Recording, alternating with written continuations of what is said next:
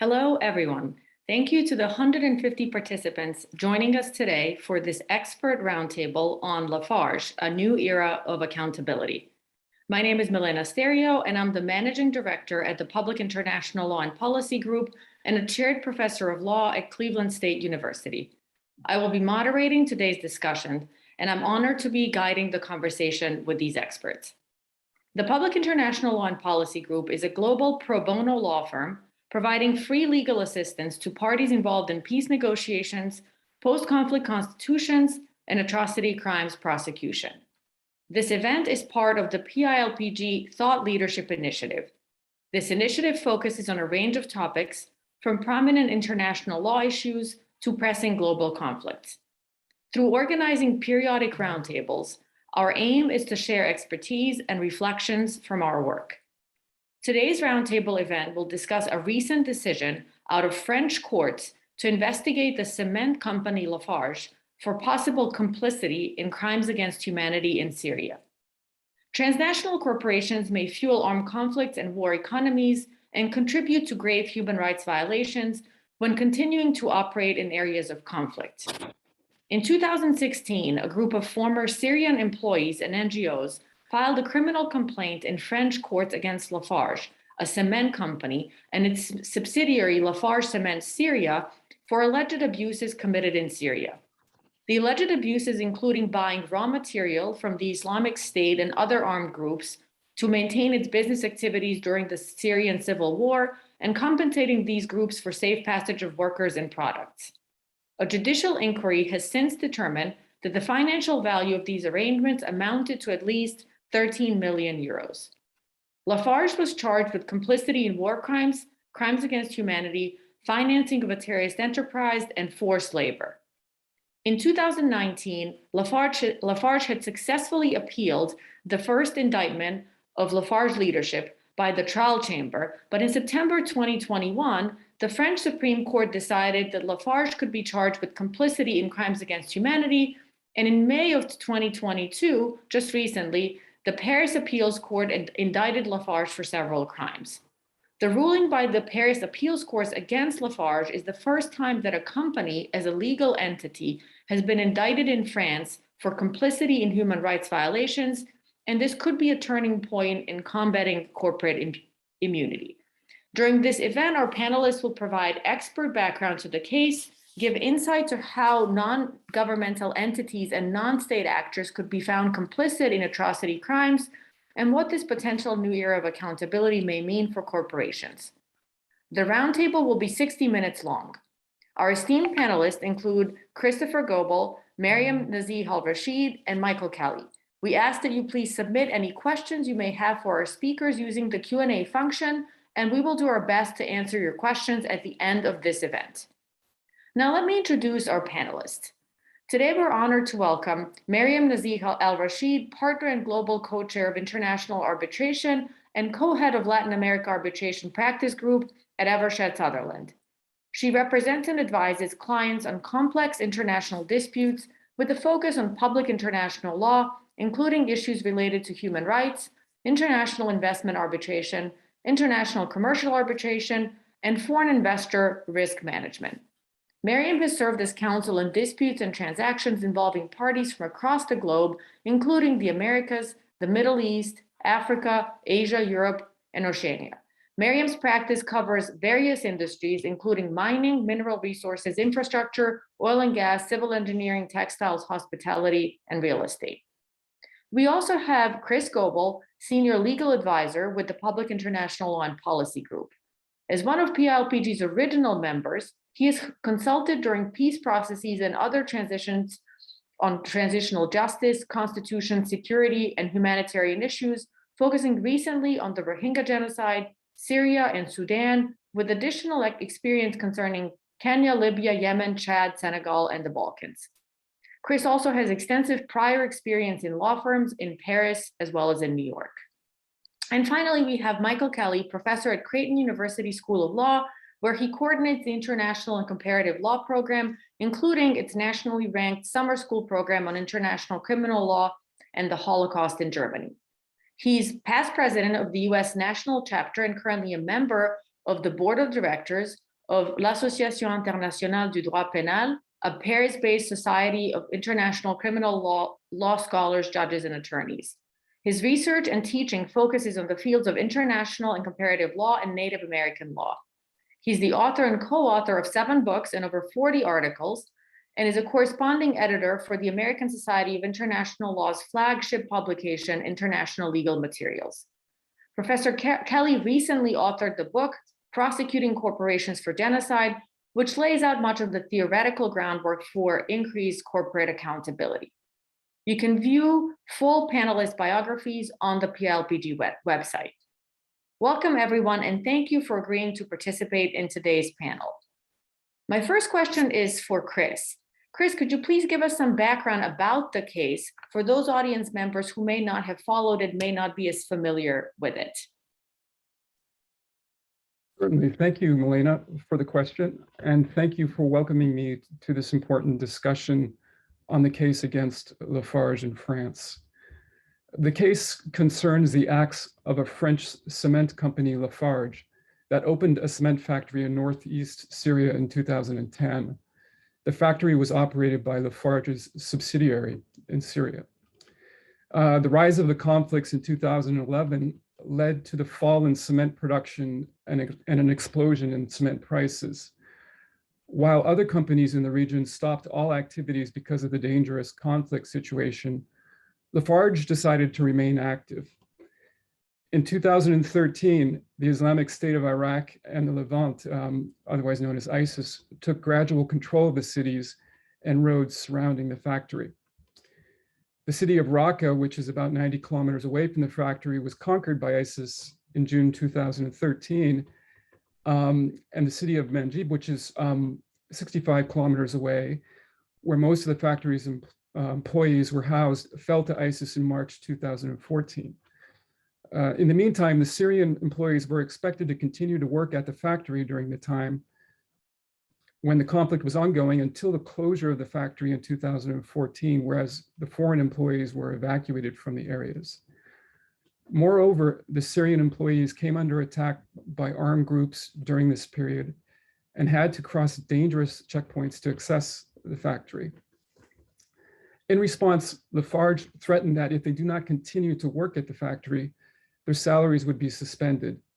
This approach did not cease when the employees voiced concerns that they were facing high risks of death and kidnapping, nor did it cease when kidnappings actually started to occur. So despite the numerous outrageous crimes that ISIS had committed during the time period, including mass slaughters, summary executions, and more, Lafarge used various intermediaries to actually enter into negotiations and pay sums of money to different armed groups to be able to continue its operations. This also included collaborating with ISIS and purchasing ISIS-controlled raw materials, such as oil. It also reported that Lafarge paid large amounts of money to ISIS for the crossing of checkpoints. And these sums were estimated up to around 13 million euros that Lafarge paid to be able to continue operations during the war in Syria by the judicial inquiry, allegedly. And the factory was ultimately evacuated in September of 2014, just before it was seized by ISIS. And on 15th of November 2016, several of the parties that were already mentioned, as well as 11 Syrian employees, former employees of Lafarge, filed a criminal complaint in Paris against Lafarge for allegedly illegal activity that its subsidiary would have performed between 2013 and 14. The complaint was brought against the CEO of Lafarge at the time, as well as 2 CEOs that operated the subsidiaries of Lafarge in Syria during the time period. Now, at first, the investigation disregarded 2 counts of financing terrorism and crimes against humanity lodged against Lafarge as a legal person, and instead focused on the individuals involved. And in 2017, starting in 2017, the court upheld the claims by the plaintiffs and indicted 2 CEOs of the subsidiary factory and the CEO of Lafarge itself, along with several other employees of Lafarge. Eventually, as the case made its way through, the court, Lafarge was charged as a legal entity with complicity in war crimes, crimes against humanity, financing of terrorist enterprise, and forced labor. And the case was eventually brought up to the French Supreme Court, known as the Court of Cassation, which in 2021 overturned a lower court's judgment and ordered the Paris Court of Appeals to re-examine the case in light of the decision by the Supreme Court. And most pertinently for us, with respect to the charges against Lafarge as a corporate entity. And then on the 18th of May of this year, in a landmark decision, which is the primary focus of our discussion today, the Paris Court of Appeals confirmed the charges against Lafarge as a corporate entity for complicity in crimes against humanity. So these are confirmed charges, but the charges still have to be tried in the French courts. Thanks, Chris. Now, let me go to Miriam next. So Chris already mentioned some of these charges, war crimes, complicity in crimes against humanity, as well as others. What do these charges mean? And what were some of the specific actions or alleged actions that led to the indictment? Thank you very much, Milena. Yes, so let me just start with the sort of the back end of your question. The specific allegations really came down to, it's really operation of day-to-day and utilizing what they had known to be or should have known, reasonably known, and that's Lafarge and its entity that was on the ground functioning the plant, what they should have reasonably known at a minimum to be individuals engaging in crimes against humanity or war crimes. And so the complaint really just accused, as Chris has sort of set out quite well, making arrangement with ISIS members, alleged ISIS members and several other armed groups in order to keep the Jalabia cement factory plant open and running. And so a lot of that would require purchasing commodities. Chris mentioned raw materials, so commodities such as oil and pozzolan from IS, and paid them fees in exchange for permits. So there was a lot of permits to do what they needed to do as a plant, I guess, in the region. So it was basically, we will pay you this amount as long as you continue to let us operate, knowing very well, and that's where the allegations of financing terrorism, of course, came in, and the judgment on that, the accusations of that and judgment on that. So they were essentially providing funding to IS to continue functioning, knowing that that was going to a terrorist organization. And it didn't just, as a result of that, it wasn't just about financing, it was as a result of financing IS and continuing to allow it to get money and funnel money towards IS, identified as a terrorist organization. It didn't just seriously endanger the lives of its employees, but could also be found to be complicit in, as we see, crimes against humanity overall that have been committed by the Islamic State, not just in Syria. The idea being that this is not necessarily what the Supreme Court went through analyzing, or the Court of Appeals went through analyzing, but it's not just about the crimes committed in Syria. It's, if IS is a terrorist organization worldwide, it's about the crimes it would commit anywhere else. So it's taking it a level up when it addresses it as a war crime rather than crimes and endangering the people that are working there on the ground. Now, another thing that they were accused of course, was exploiting labor and deliberate endangerment of life. So we're using life as kind of a leverage point to continue to function on the ground. IS, of course, using the people as their leverage point to get the money they needed and exchange with the plant, with Lafarge, ultimately what they needed to in order to get that money and keep them running. So it was really using people as a commodity themselves in order to continue engaging in their own terrorist activities, which is hence the complicity component there. And again, forcing employees to work under dangerous conditions. Now, you asked sort of what do these charges mean? I think Michael would have Michael and Chris, of course, would have a great deal of opinions on this, especially Michael, given his experience on this particular subject with corporations having liability for crimes against humanity or war crimes or genocide, even, as we've seen with Myanmar as a case study. We can call it a case study now. But what this really means at the end of the day is that this paves, and this isn't the first judgment we've seen on something like this. It's a unique one coming from French courts, who have been typically reluctant to find corporations liable for crimes, war crimes, or crimes against humanity. But what this does mean, as not, it's a landmark decision a variety of ways, but it is not unique as a decision generally. It paves a way for more companies, obviously, to be held accountable for profiting, and that's one important point here. They weren't just trying to function, they were making a profit from their actions, in denial, if you want to call it that, by financing IS to keep functioning on the ground and make money, while other companies like Total had left long ago in 2014. So it's paving the way for more companies to be held accountable for profiting from criminal organizations.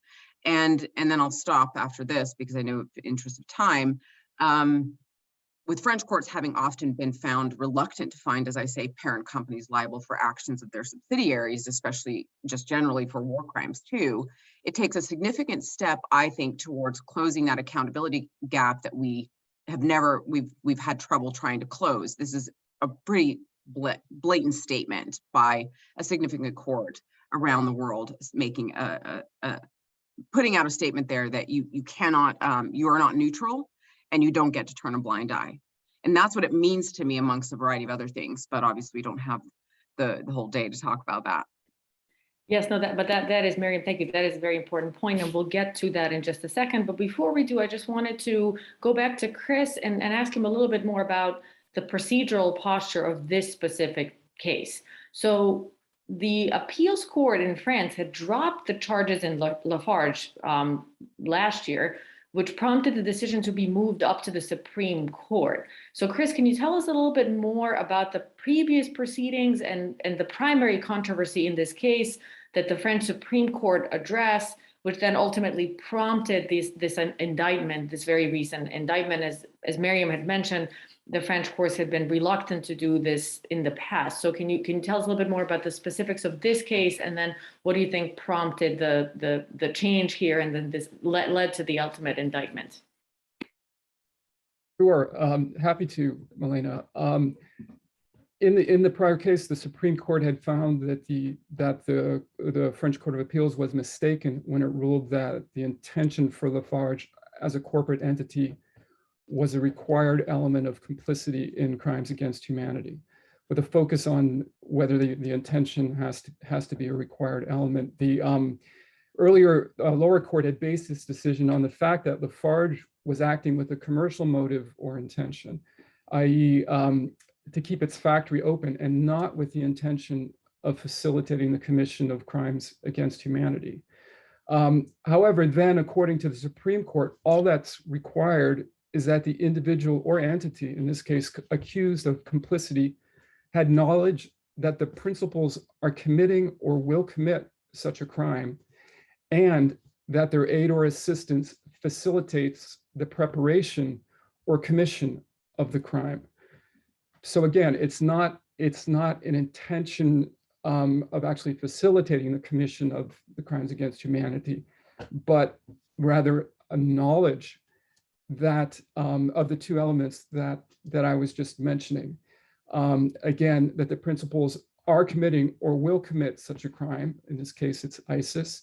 So they have to know that that's happening, and they have to know that their aid or assistance facilitates the commission. Again, not that they actually themselves had the motive as a corporation to want to facilitate that commission, just knowledge that it's happening. And as for what actually prompted the indictment of Lafarge, there was a judicial inquiry established that came to the conclusion that facts relating to the Islamic State's activities during the time period actually included that Lafarge was aware of the situation in Syria and of the actions of groups active in the region, including ISIS. And then the Court of Appeals in its 2019 decision considered that the Islamic State appeared to be committing crimes against humanity. And then the Supreme Court held that the knowing payment, this is a quote, the knowing payment of millions of dollars to an organization whose sole object is criminal, suffices to characterize complicity by aid or assistance. Then, therefore, the Supreme Court overturned the elements of the lower Court of Appeals judgment that rejected the charge of complicity in crimes against humanity of Lafarge in particular as a corporate entity, and sent the case to be re-examined by a different composition of the Paris Court of Appeal, where I believe it now is awaiting trial. Thank you, Chris. Now, Mike, I promise I will get to you in just a second. You're patiently waiting for your turn. I have one more question for Mariam, and then I'm going to turn to you. Mariam, what are the current standards of proof in finding non-governmental entities and non-state actors criminally complicit in war crimes and crimes against humanity? Thank you, Milena, and I'm recognizing this is a question Michael definitely has a better fit to answer given his specialty. So I'm actually interested to see what you have to say to what I say, given my less than firsthand sort of actions in this, because I'm struggling, and I think this is one of the biggest problems, is the standard of proof is a difficult one. But I'm going to focus on Lafarge use and how what their standard of proof was. Although there have been, let me just, before I say that, in crimes against humanity, there's a fact-finding mission that has to happen, right? And in that fact-finding mission, there are standards of proof, 4 particular standards of proof. The corporate standard of proof to find a corporate organization liable is an entirely different one than we know from a state entity or state-owned entity standard of proof.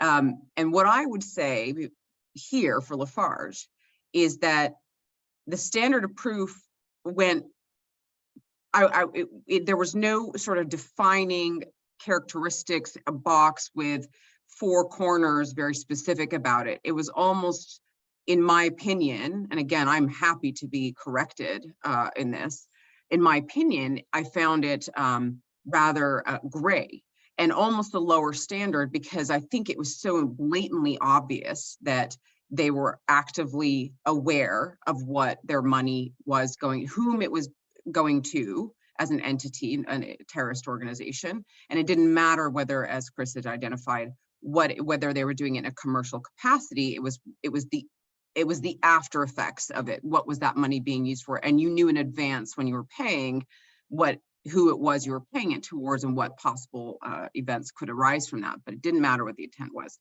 So here I felt that the standard of proof, and I'm speaking just about the Lafarge court, very different in finding this entity, the Lafarge entity complicit.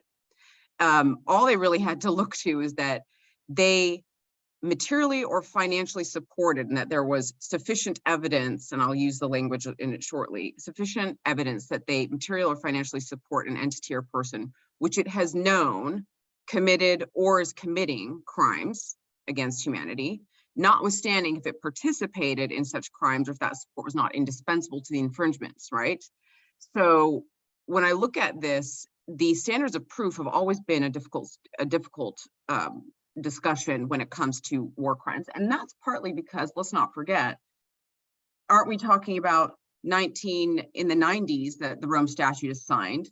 And we're talking about in the 90s when you had the Special Tribunal for Yugoslavia and you had Rwanda. All of this is relatively new. Standards of proof, even at the ICC, have not been solidified.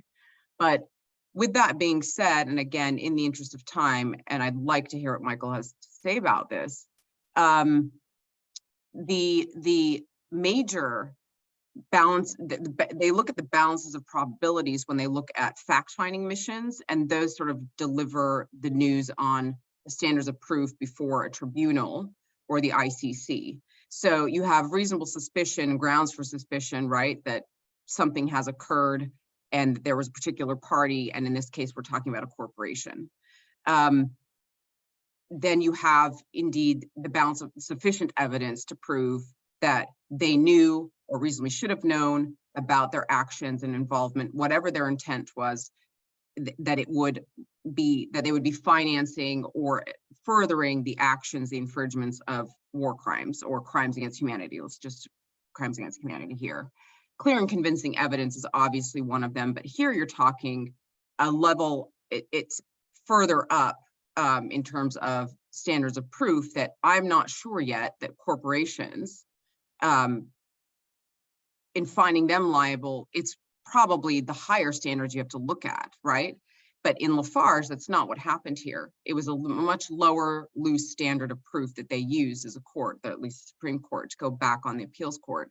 And they did not go into great detail about how much standard of proof they needed. It was basically factually, knowingly, and reasonably should have known and were involved in or were aware of at the very best or very least that these were the events that were occurring and your money would contribute to those events that were contributing to crimes against humanity.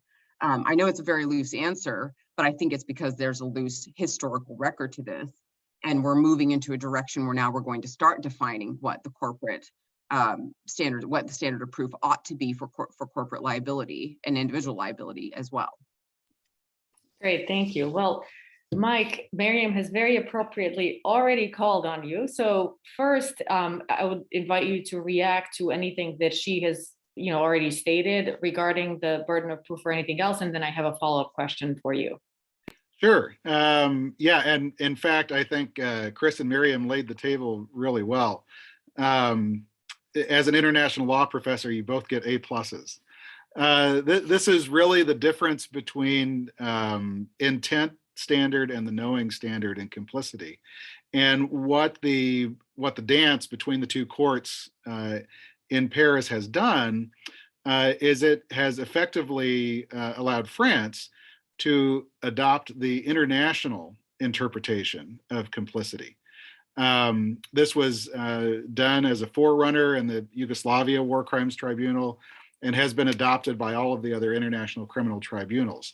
The knowing standard is the complicity mens rea standard. Within the French system, because France is a civil law system as opposed to a common law system, the court really is always engaged in statutory interpretation. And Article 422.5 of the French Penal Code is what is hanging Lafarge as a corporate body out to dry here for liability. And then Article 121.7 of the Penal Code relates to complicity. And because these are relatively new terms in the French Penal Code, the French court is wrestling with interpreting it. The mens rea standard for complicity was misinterpreted by the lower court as an intent standard. You have to share the intent of the criminal who's carrying out the act.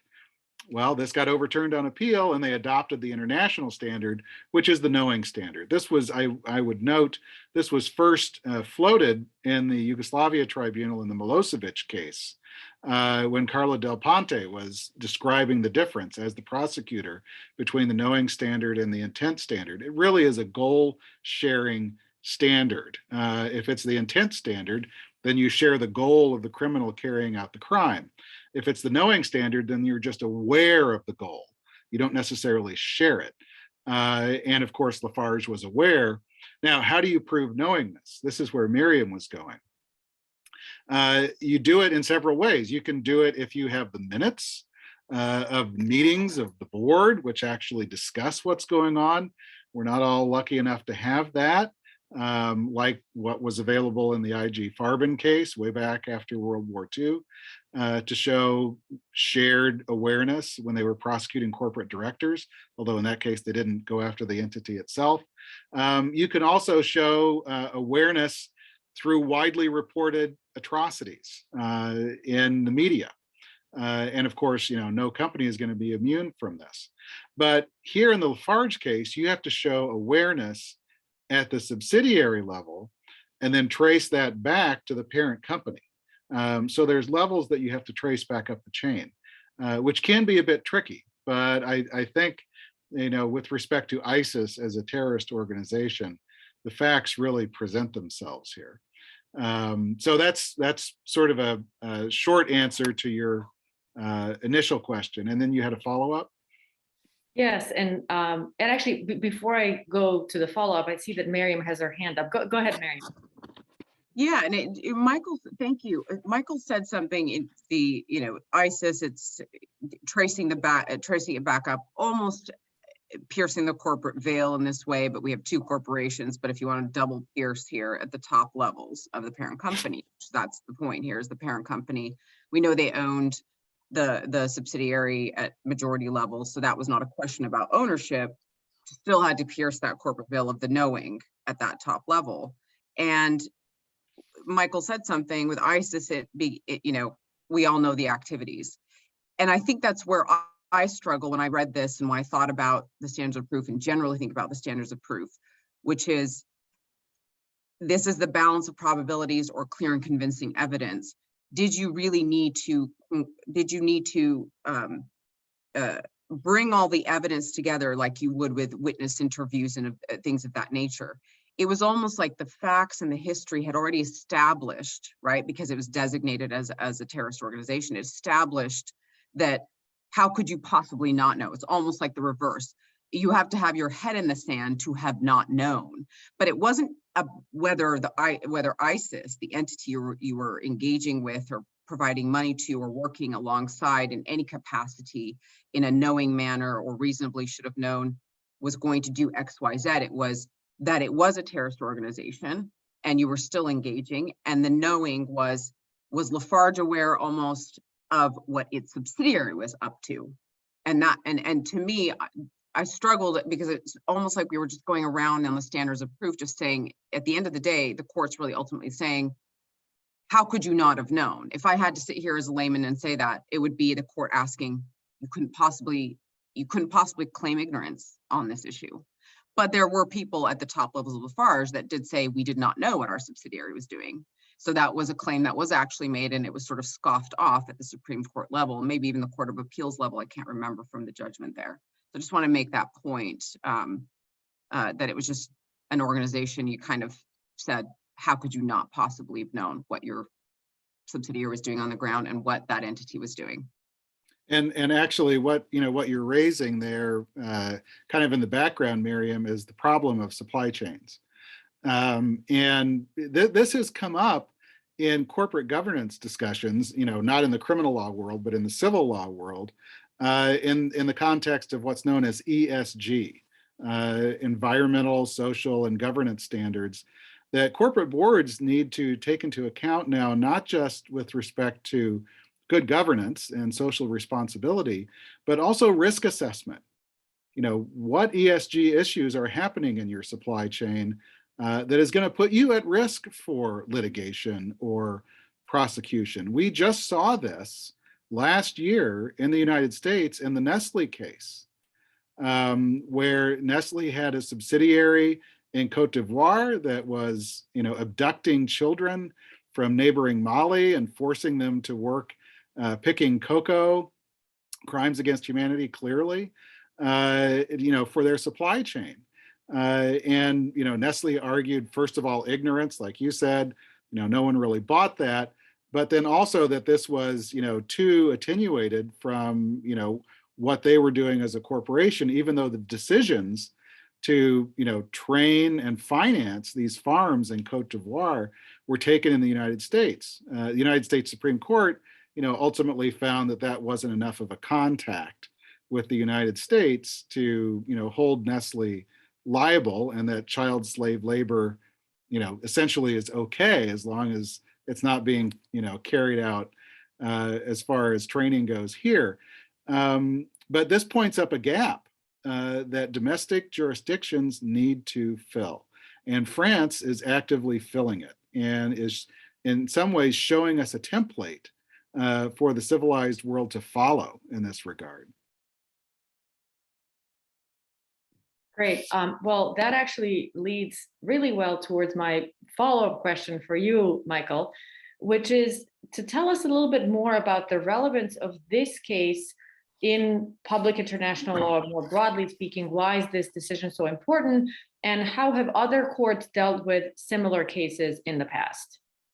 Well, there's actually a two-pronged answer to this. First, everyone's aware that from an international law perspective, we live in two worlds. There's the common law world and the civil law world, and these two great legal traditions. In the common law world, it much more frequently happens that corporations are held criminally accountable. You think about, the criminal charges in the United States against British Petroleum for the Gulf oil spill, or against Arthur Andersen for, the financial meltdown in 2008. In the civil law world, it's much more uncommon, and in most cases, it's unheard of.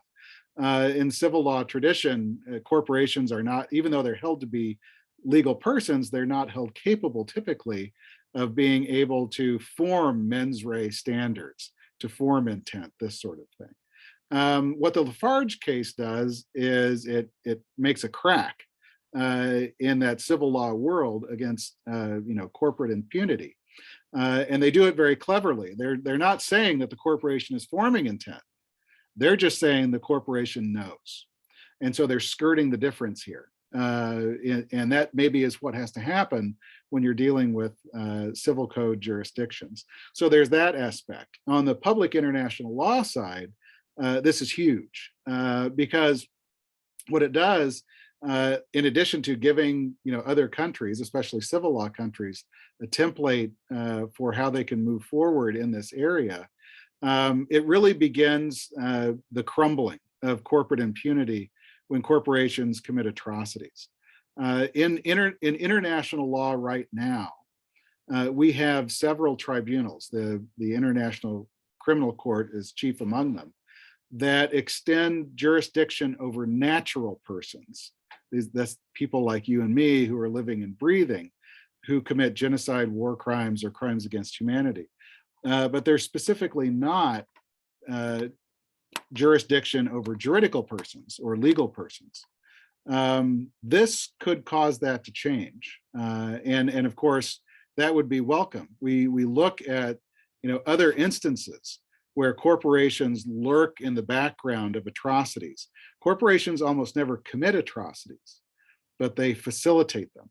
You look at the role of the Chinese National Petroleum Corporation and the genocide in Darfur. That never could have happened without Chinese financing, equipping, and training the Sudanese militias to carry that out. You look at the role of the German chemical corporations in supplying Saddam Hussein with the technology and equipment to carry out the genocide of the Kurds in the late 1980s. Again, he would not have had the tools to do that absent the corporate involvement. So what we're doing now, and I think Miriam used the phrase piercing the veil, we're piercing the veil of the shadows where the corporations lurk to actually see how these atrocities occur and hold everyone accountable. At least we're moving in that direction, whether they hold the weapons themselves or they just supply them. Thank you so much for that comprehensive answer. Now, I wanted to go back to Miriam and ask about a slightly different issue that's certainly related, and that is the issue of reparations for the victims. So, Miriam, in your understanding, are corporations that are found complicit in some of these crimes also liable for compensation to the victims? And what is the role of reparations in these types of cases? Well, indeed, if they're found liable, this is where we'll see how this goes with Lafarge. I've said this, that we're about to see the civil suits come, and they should. If they're found liable criminally, you obviously have a foundation in which to go and seek in civil, first in a civil court, and by civil I mean in a court's not civil jurisdiction versus common law. I'm talking about a civil case, bring it against a corporation, bring it against the subsidiaries, might even bring it up, pierce even further to the individuals of the parent company. Now, we also know, though, that there are reparations in international criminal matters. Now, reparations are a number of things, right? Reparations include compensation. They can be restitution of some kind. There's a variety of things you can include in reparations. So here, if the question is, are corporations found complicit in atrocity crimes liable for compensation? Well, if they found them guilty of a crime against humanity, they ought to be found, certainly, they ought to be put to the test of compensatory reparations to the victims of such crimes. If they were engaged even in a complicit manner, then why not? But it can't just come from a criminal judgment in a domestic court. Now, I'm not a French lawyer. I don't practice in France. So I don't actually, and I have not studied before this call today, what could derive from that decision. I would imagine, and I would suggest if victims were to come to me, there would be a way in which to do this from a civil liability perspective in a different process through the civil system. So yes, they should be, can they be found to owe compensation to victims? Indeed, they can. A corporation can. And how do reparations play a role here? That depends on what the victims would like. And again, reparations are wide and varied. A lot of reparations can include also pure public acknowledgement. It depends on what the victims ask for, but it can go from compensatory financial reparations, which is a big debate when it comes to issues of slavery at this time, is how do you compensate for a lifetime or a generation or 3 or 4 or 5 of slavery, to very sort of special or specific performance type issues like public acknowledgement. When you have a genocide of some kind, that can be part of a public acknowledgement by corporations to also play, a role in that reparation and openly state to, depending on the victims, to the world that they took part in this complicitly, even if they disagree. But it's, again, up to the victims. I would say it needs to go to a civil level, but they can absolutely be found liable for compensation. It just has to go through a process to get to that point, not necessarily through the criminal code. But someone had mentioned, I think Michael had mentioned on the French side, the courts. I'd be interested to know the view on that as well, from a compensation, from a criminal decision, how that leads straight to compensation under French court systems. Mike, do you want to jump in on any of this, or should I move on? Yeah, I'm not familiar with restitution in the French system. I know we have precedent for it on the international side. The International Criminal Court has a victims reparation fund, restitution fund, and victims actually get a role in the process. Victims do get a role in the process in the French system. The French Penal Code allows victims and NGOs, like Chris said, to actually begin proceedings on the criminal side and participate in them. But I'm not sure about the compensation side. Thank you. Now, we actually have an interesting question, or sort of a two-part question that has come in from one of our audience members from the Netherlands. So let me read the question, and then I'll invite our panelists to react to it. So here's the question. Would it not have been easier to charge this from the demand side perspective, handling commodities from a criminal origin, money laundering, and profiting? In my jurisdiction, the Netherlands, these crimes, although common crimes, are international crimes when connected to other international crimes. So that's the first part of this question. So let me pause here and see if you have any reactions to this. And obviously, prosecutors always have discretion as to how they wish to, investigate cases and charge it. In particular, when it comes to corporate liability, we're dealing with very complex areas. So maybe this is an interesting idea. I'm not sure. Can I just clarify? And the question is, wouldn't it have been easier to try to prosecute from the side of all the sort of supply and demand? That's what they were talking about. Correct. This goes to the point that Michael said, and that's what I'm getting at. And this is where business and human rights is so incredibly relevant to every corporation. I love how corporations say, well, what does business and human rights have to do with us? We're just trying to function and make a profit and do our commercial. No, supply chain. So this question is interesting about whether it would be easier. You would have to, it depends on the supply chain, right? It depends. So if there are certain, through the supply chain or blockchain of supply chain, I'm trying to figure out where, if cement gets a cement factory, what the supply chain to get to them might be in the goods and the raw material. We know there was purchasing by the subsidiary, let's just say Lafarge, of raw materials within Syria, and they're buying it from ISIS. If there's the supply chain, just pick a level within that supply chain, you still need to connect it at some level. You need to connect where it's going, right? You have to connect, that's the causal link. Where is this going? And causal link is a hard one on this one to call it causal link, but you'd have to find out and identify that supply chain level of the demand and supply world knew where their supply was going, or knew where demand was and where that supply was going. And this is the whole potential knowledge or reasonable knowledge. And from that perspective, you could find them criminally liable. But that's a hard one where you had It is. yeah, it's almost Yeah. easier actually for the parent company. So that would be my short answer. Actually, it's easier where they went on this in this route. Right. And I agree with Miriam. And it is easier if you're dealing with commodities. I mean, for cement, you can look at where the sand came from, where the gravel came from, where the cement's going.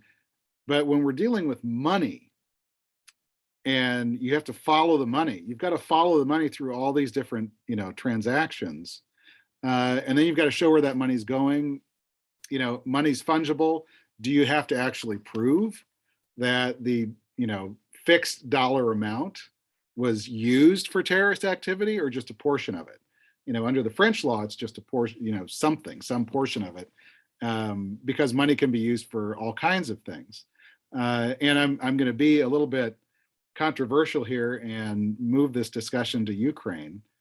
The European Union is sending 275 million euros a day to Moscow for oil and gas. It's widely known that the Russian military are committing war crimes in Ukraine.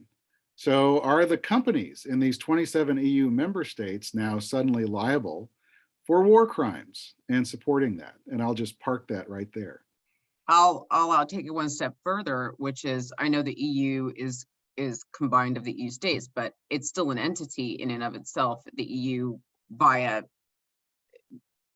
it exists as not an individual, not a one person. It exists as an entity. Why wouldn't the EU itself, the shell? It's very hard for me to define the EU. Why would it be complicit by itself, putting the states separately aside? They're like the individuals to the corporation. Let's call the EU a corporate entity, if you will. Wouldn't the EU be also complicit, or actively, knowingly, not even complicit? They're actively engaging in financing what we know to be an act of genocide by the state of Russia. So I'll park that as well. Good question to have asked. Yes. Chris has any comments? Those are certainly very, very interesting thoughts.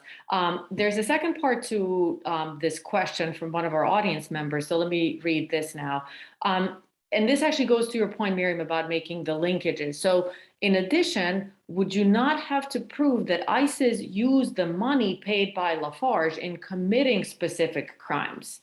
So if you're following the money, and I think, Michael, you alluded to this, how far down the chain do you have to go in order to hold Lafarge complicit in the commission of crimes against humanity? Did you also have to prove that ISIS used this money to commit some of these crimes? I think if I could jump in here, I think the Supreme Court ultimately held just that the knowing payment of millions of dollars to an organization whose sole objective is criminal suffices to characterize complicity by aid or assistance. So my understanding of the case is that they didn't go as far as to look into the specific amounts paid and to see what crimes were committed thereby. And it just goes to, again, the extent of knowledge that is necessary, and focus more on that aspect. And actually designating ISIS as a terrorist organization helps, because it gives you a legal presumption that whatever money you give them is going to be used to commit crimes. We look, and this is a function of domestic law. This is domestic French law, which, in some ways mirrors, the American RICO statute. If you know you're giving money to the mob's designated a criminal organization, therefore it doesn't matter how much you give them, it's going to be used for nefarious purposes. Great. Now, Michael, let me go back to you and ask the following. In terms of corporate accountability and where, either international law stands or when you look at these various national level cases, are there any gaps? Are there any gaps where corporations are still able to get away with specific actions and essentially act complicit in the commission of some of these crimes without facing any sort of accountability? Absolutely, yes. And the way that we fix those gaps is that individual states have to amend their internal legal frameworks, like France has done. Canada has gone a long way towards this with its war crime statute. And so, individual countries need to amend their statutes to allow for prosecution of corporations, not only their own corporations, but foreign corporations. And this is where international law can come in. International law allows states to use what's known as universal jurisdiction to actually take cases against foreign entities, whether they're natural or juridical, if they allow their internal structures to do that. And so they need to amend their statutes, like Belgium has done and other countries have done, to allow for cases to be brought. That's on the domestic side, closing those gaps. On the international side, we're beginning to see gaps being closed in draft treaties, like the draft treaty on crimes against humanity. Layla Sadat from Washington University has really been miraculous at pushing this forward into reality. There's a clause in there that allows for complicity for corporate responsibility for crimes against humanity, but also institutionally on the international side. I mentioned the International Criminal Court. That's governed by the Rome Statute, and the Rome Statute needs to be amended. One way, I think, to bring pressure on the states who are parties to the Rome Statute to amend that to allow for corporate liability for atrocities is to request an opinion from the International Court of Justice on the old 1948 Genocide Treaty. This is one of the oldest treaties around. After World War II, it was adopted almost simultaneously with the Geneva Conventions outlawing war crimes. And what it did in outlawing genocide was it designated the International Court of Justice as the main interpretive body. And back in 1948, when this treaty was drafted, it just says persons, not natural or juridical, just persons are not allowed to commit genocide. And when they do, they have to be held accountable. And so if you get a definitive interpretation from the International Court of Justice that term persons includes corporations, that would bring tremendous pressure on the state's parties to amend the Rome Statute of the ICC to allow them to go forward not only with genocide, but of course, all of the other atrocity crimes that come with it. I would just want to add to that, if I can, Milena, to what Michael said.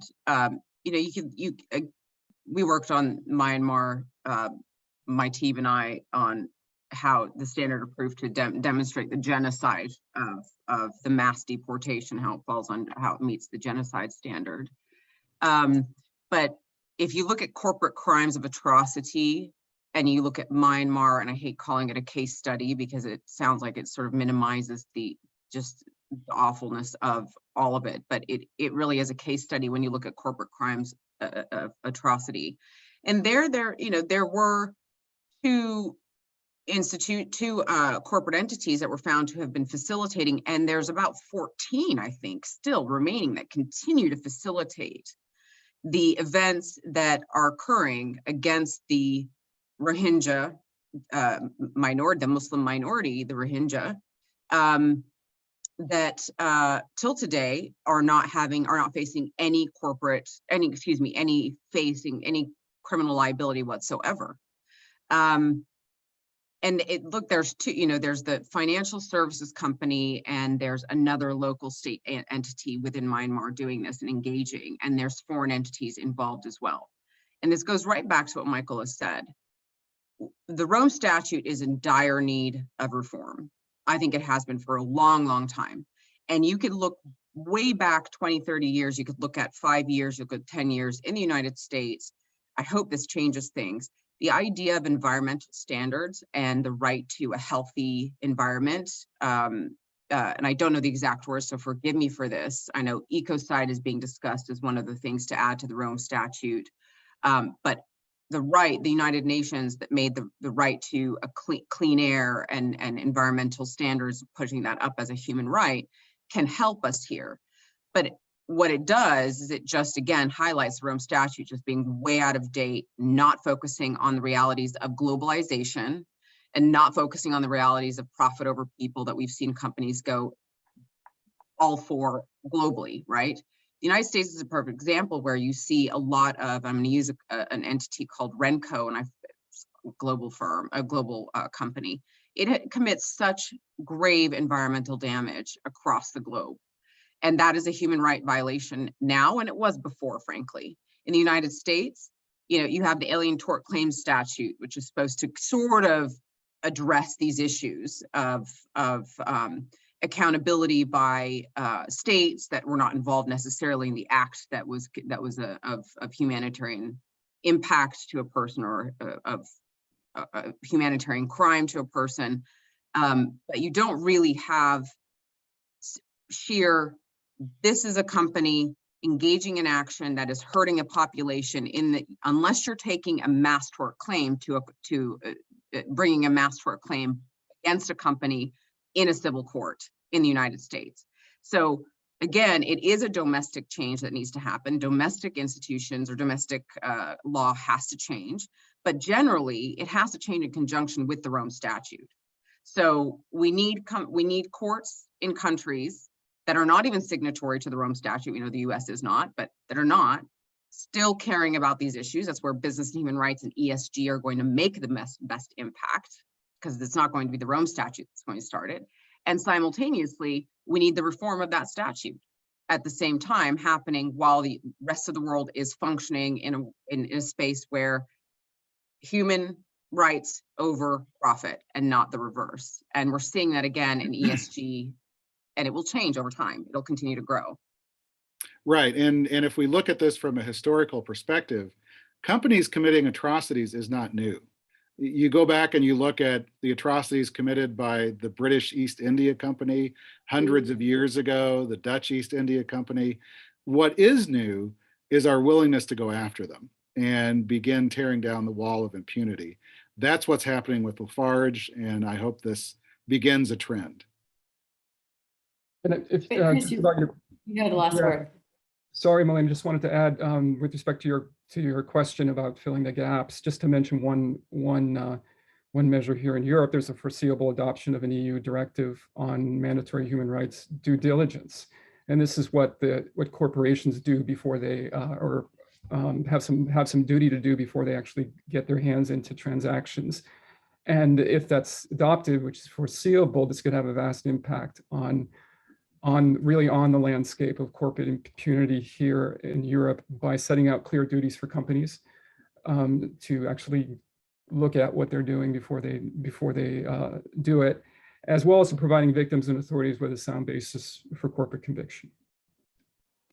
And I would just add to this that there also has been this multilateral treaty on business and human rights that has been negotiated. Sadly, there hasn't been that much state interest. So as of now, there's really only a limited number of states that are interested in signing on, but that might be another avenue down the road for imposing duties on corporations and imposing some type of perhaps civil accountability on corporations. Well, we're running out of time. Thank you for joining us today, and thank you to our audience members for listening and for submitting all your questions. The webinar recording will be available on the PLPG website and shared with all the attendees via email. This event was part of the PLPG Thought Leadership Initiative series. Thank you very much to our panelists for taking the time today to talk about corporate accountability in the face of conflict. I encourage everyone to follow our Thought Leadership Initiative and join us for our next event. Thank you. Thank you. Thank you.